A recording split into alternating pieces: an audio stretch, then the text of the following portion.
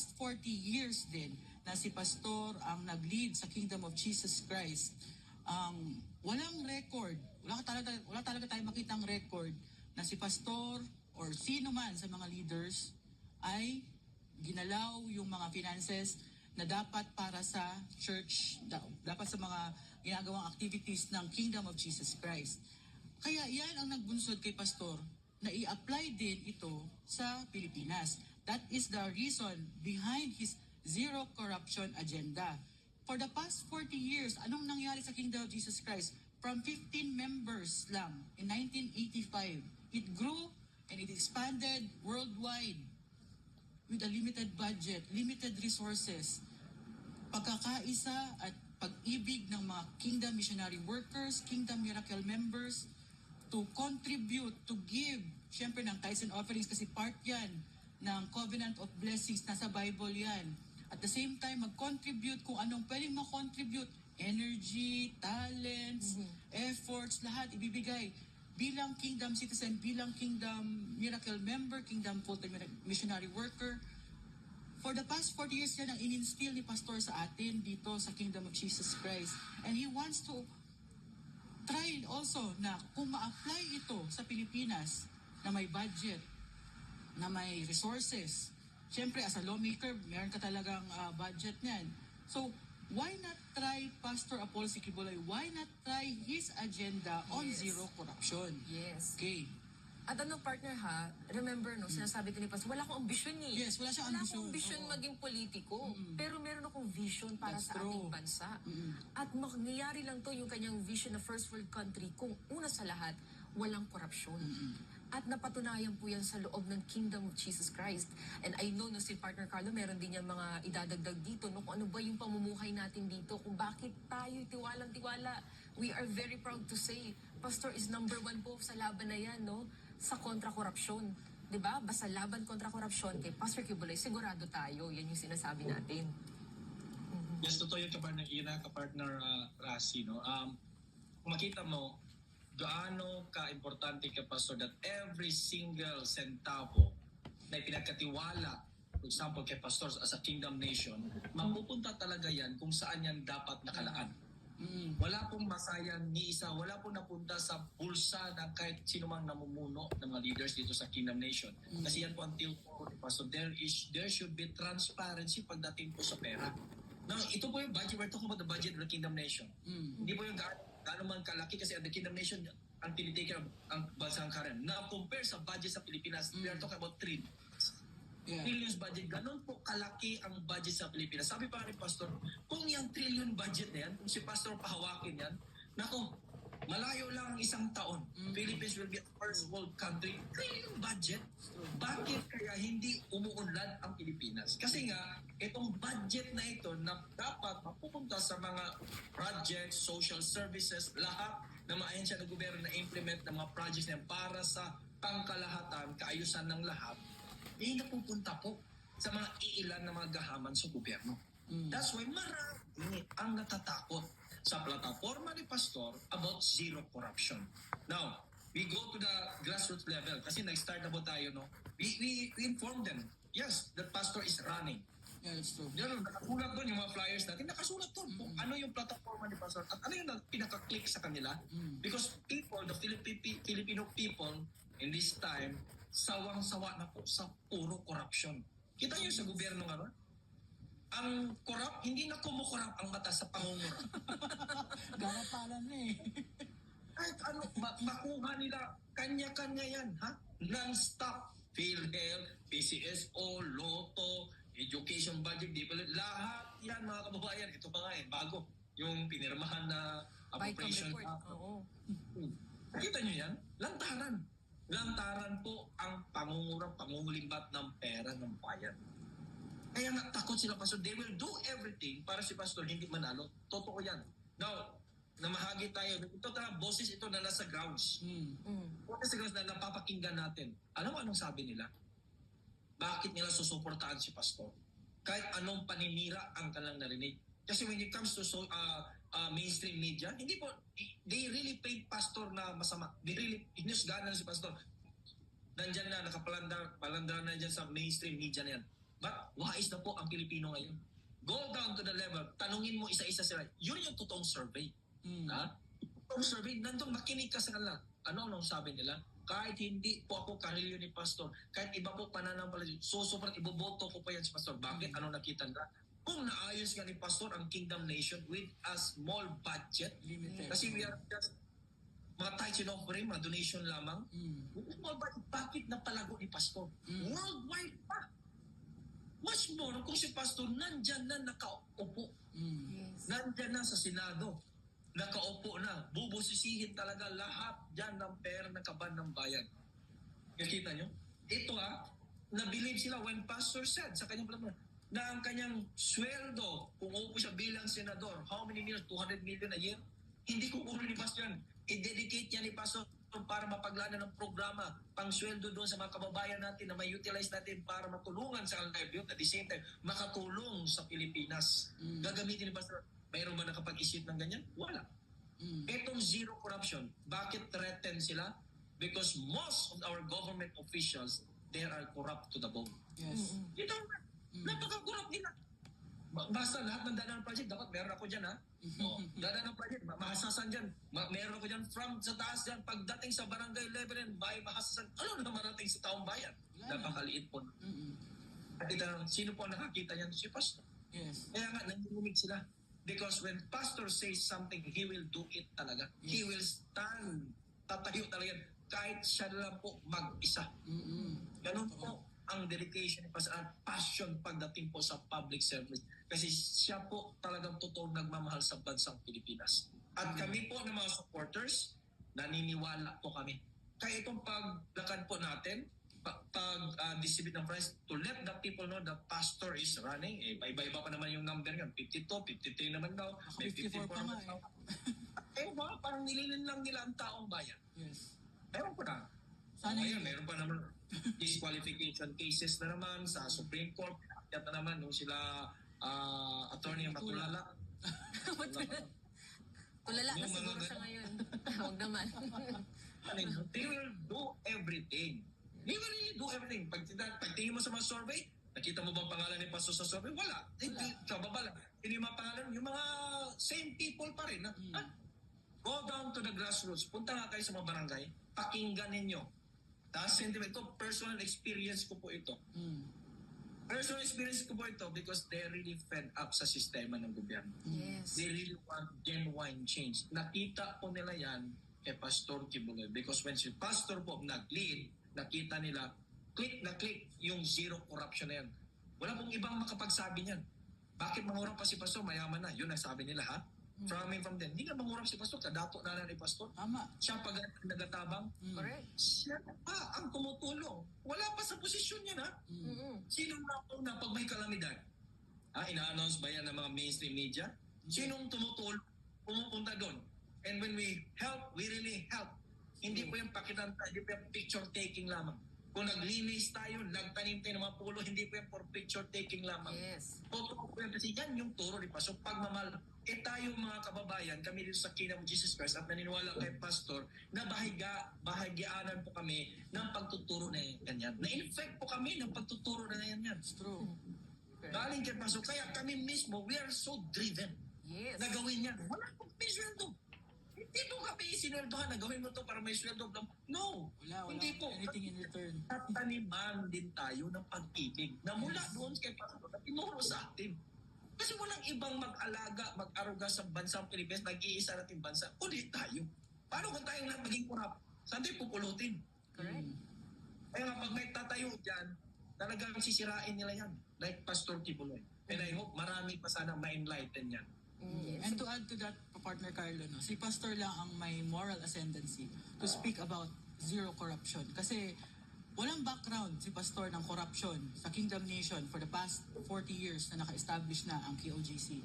Never nating narinig kay Pastor or any trace, any report, kahit report lang na nagnakaw ng pera si Pastor sa coffers or sa treasury ng Kingdom Nation. Never natin narinig yan.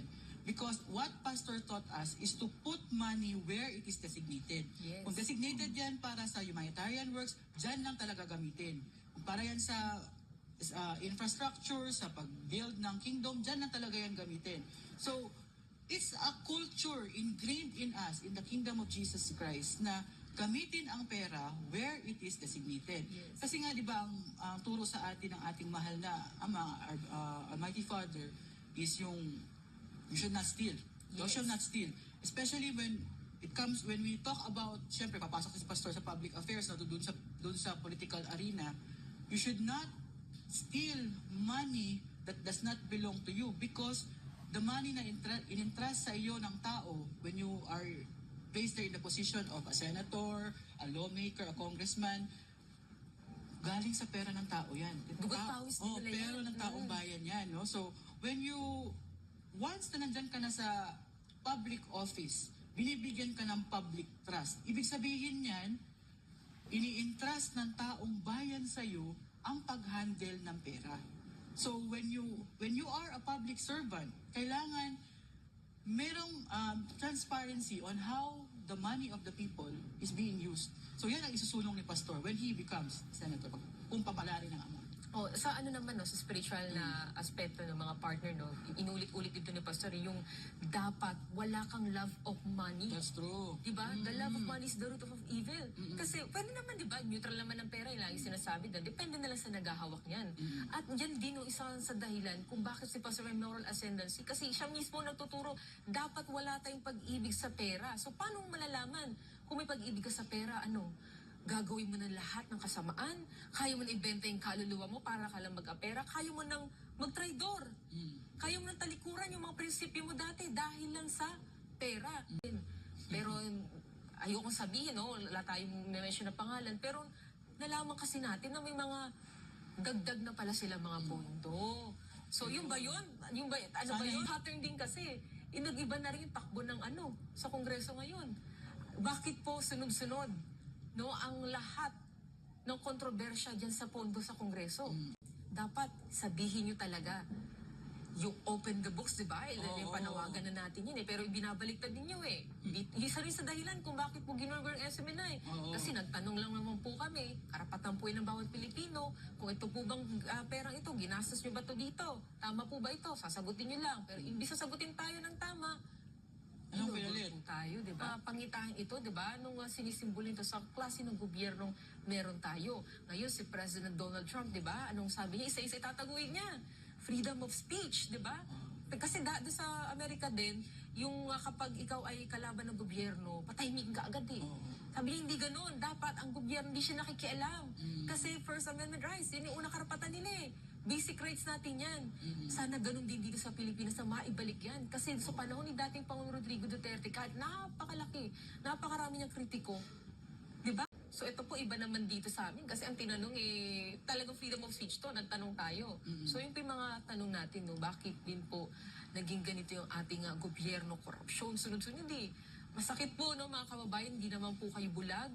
Hindi po to dahil Duterte tayo, Marcos tayo, hindi. Wala tayong kulay dito. Ang tanong natin dito, kung ito bang mga nasa gobyerno natin, talagang ginagawa nila yung kanilang mandato. Una sa lahat, protektahan ang kaban ng bayan. That's true. At yan nga po, di ba, ang power of the purse ay nasa Kongreso.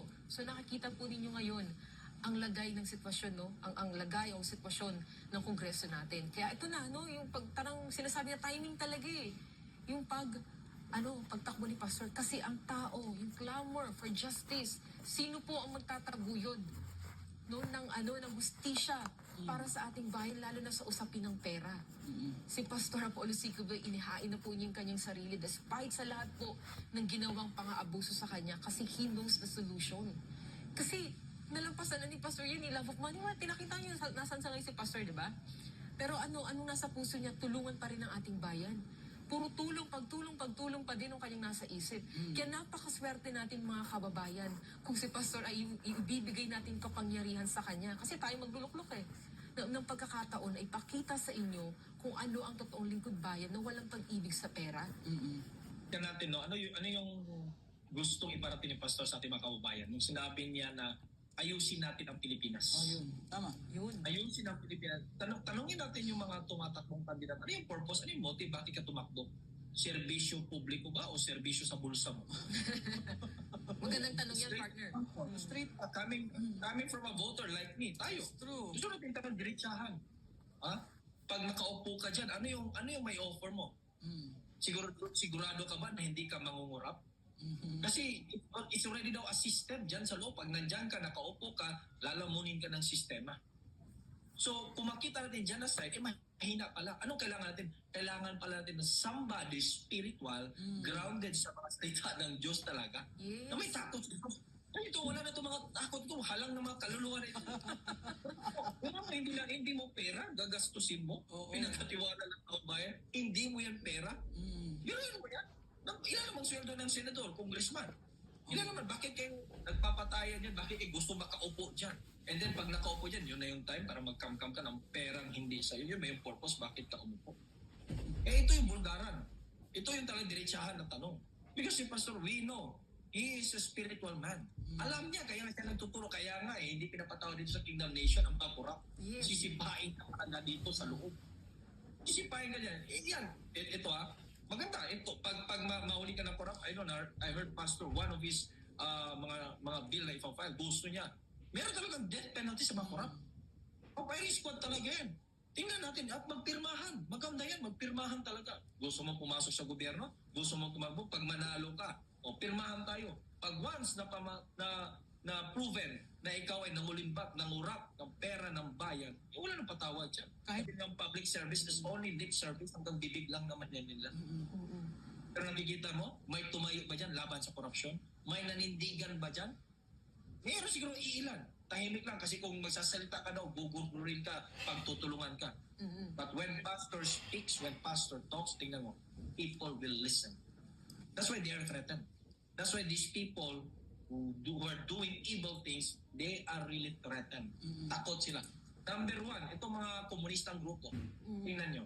Sino ba nag-orchestrate ito yan? Lahat. Sino ba nagdala doon sa Kongreso? Mag-Gorgor SMNI, si Pastor papatawag, Kongreso, Senado, sino? Sino ang mga nanguna dyan? Itong mga fronts ng CPP-NPA, NDN. Bakit? Takot sila. Kasi Pastor will really head on them. Haharapin yan. Tingnan mo, Pastor is not politics yan. Yung may live pa si Pastor, give us this day, spotlight. Nako, harap-harapan yan. Ina-unmask ni Pastor sino ang mga taong ito. Kaya galit na galit sila. Tingnan nyo. Kung ngayon, kung makaupo si Pastor dyan sa Senado, even na, fair na ang playing field ngayon. Nasa politika na rin. Ito yung totoong laban. Yes. Dito natin makikita talaga.